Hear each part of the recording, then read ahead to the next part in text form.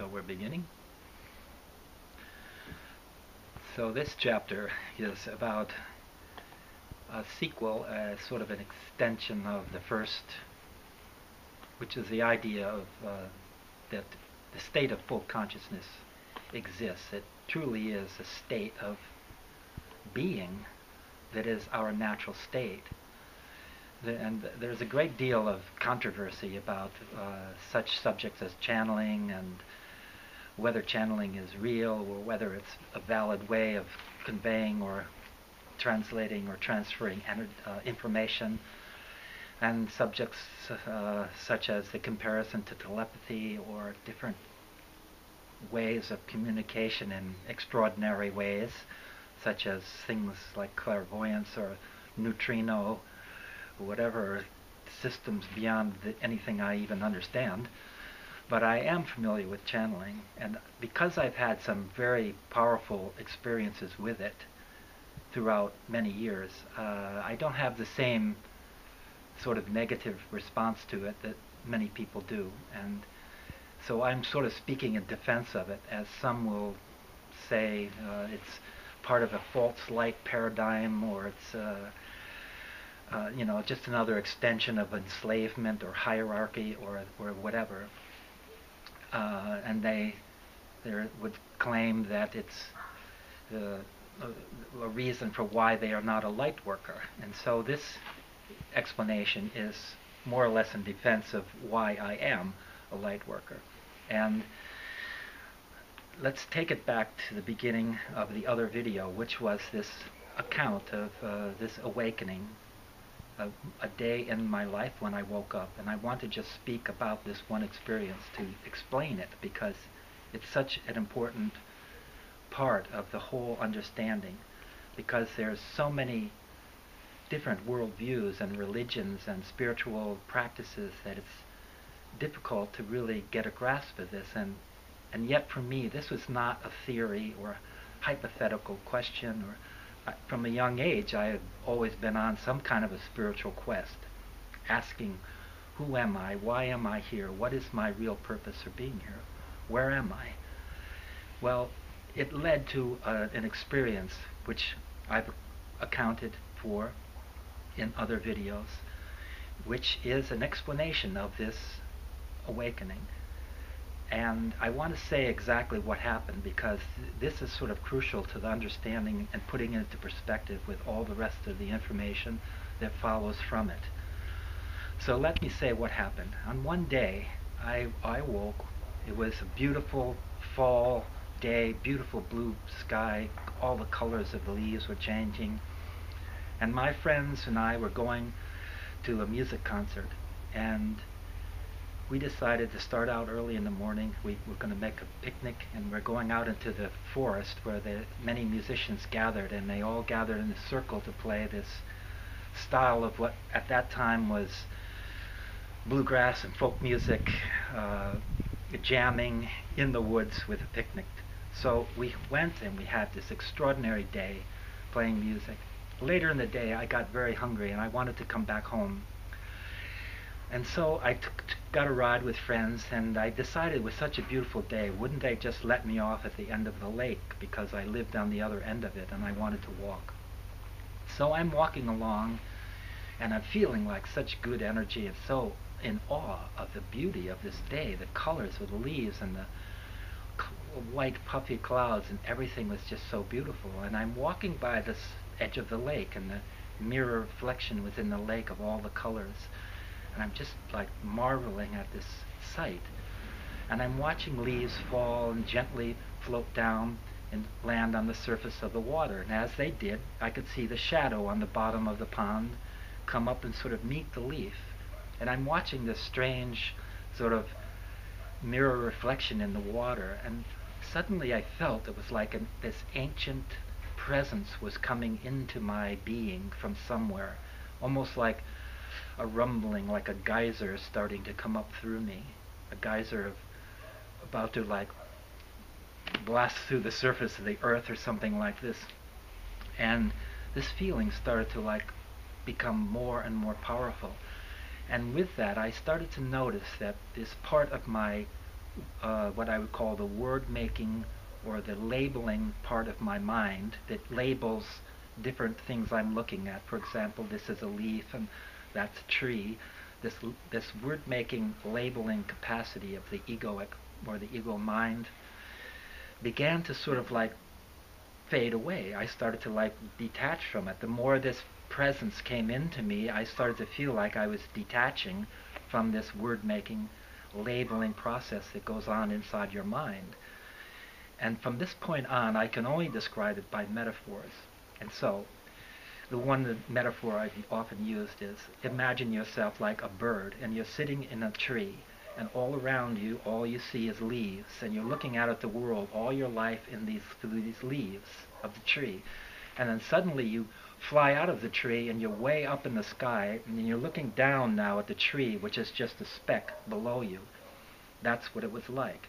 It's as if I had suddenly flown out of this tree I'd been in all of my life, detached from it, and I'm watching the word-making, labeling part of my mind like a river way down in the valley. And with that, suddenly, there was like a shift where I suddenly was like freed from this part of my mind. And with that, I literally slipped out of time, and I literally entered timelessness. And with that, this presence of energy that had been filling through me came up through me like a geyser of love that you could only describe as all of the oceans and rivers and atmospheres in the world filled me, as compared to, let's say, one glassful of love, which was like what I feel before this experience. For example, way back in the morning time, I was feeling just this glassful. In this moment, suddenly it was like all of the feelings of love, the depths of all the oceans and rivers and atmospheres in the world by comparison. It was infinite. It cannot even be conceived of from inside this state of the third dimensional consciousness, or inside that bubble, so to speak, which is another metaphor I've used. It was like as if you lived in this ocean of love. That was your natural state, and one day the tide brought you in and left you in this little pool, and you're standing there in a pool with a bubble around you in this little pool of water, and that's your life in the third dimension, while the ocean of love is way out to sea. And then in this moment, it was like the ocean came back in, the bubble disappeared, and now I'm all the ocean again. And in that moment, that feeling left me in a state of crying with joy. I was in tears with joy, because I knew without a question that I and everything around me and everyone else is God, and you are in the state of God. All these birds going over are agreeing, and they're saying, yes, it's true, we're all playing, because there is this state of godhood. It's real. It's not a myth. All the religions have talked about it. All the greatest artists and writers have written about it. They've written about paradise lost. Well, in that moment, I was in paradise found. Everywhere I looked was paradise on earth. It was heaven on earth. And that's what we've come to this life to experience, to understand that this is heaven on earth. We're just separated from it by this veil of forgetfulness, as it's been called. The veil of forgetfulness, where our beliefs and everything we came into when we entered from when we were born into this state of the third dimension, we literally forgot the origins and the natural state of who we are. We came here for very heroic reasons. We came here to help out in this time of great need, in this time of awakening.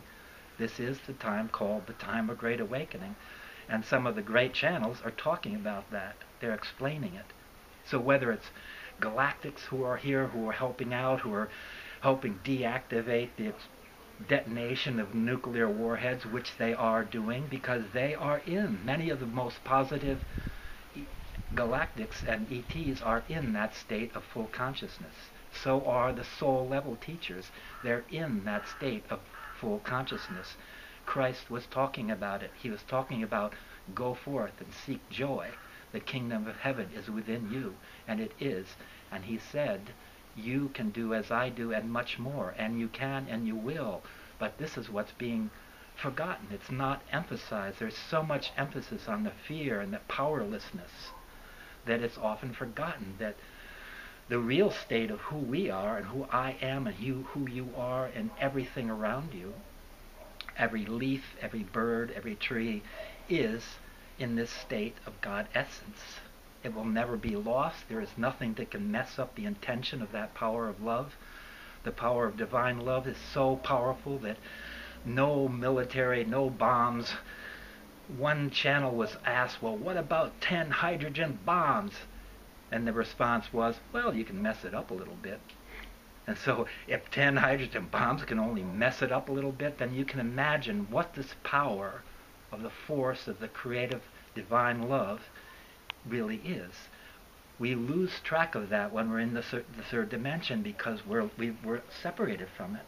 We chose to separate ourselves from this state of divine consciousness. We basically ran away from God. It was like running away from home. And throughout our whole history, we've been so damaged by the catastrophes and the space wars and those who wanted to enslave us and those who damaged our DNA and those who tampered with our light bodies and everything else. So we are literally, the cellular structure of our bodies is remembering and carries this trauma with us. And so there is a great healing that needs to be done still. But we are awakening. And that's what is so upsetting to the powers that be, which are the powers that were. They don't want us to wake up, and they know there's too many people waking up. And so the point of me telling this story is not because of what it was for me, but to tell those of you who want to listen that you have this power. You can be self-empowered. You are awakening. You have all the power of everything you ever need within you, and that is what you're here for, to explore. And everyone will have their own spiritual path and their own practice or their own spiritual worldview. But in essence, there is a unique one which is yours, and everyone else's is their own. And so, in that moment when I woke up, I felt like I was in heaven on earth. I could feel like everything was just waves of liquid velvet love energy moving through every object. Everything you looked at was like a precious gem, a world that was beyond any description. You could look at it in awe. It was so precious, and everything around you was like just this imbued with this essence of innocence that was so profound, this true meaning of the word innocence of everything. And every object, even the mountains, were drowning in the roar of silence. This depth of silence was just bathing everything. And everywhere you look, you could see that even the mountain was a living being. And everything you looked at, or I looked at in this moment, was just beyond description. And the feeling of love was so indescribable that there was no measure to it. It was beyond measure.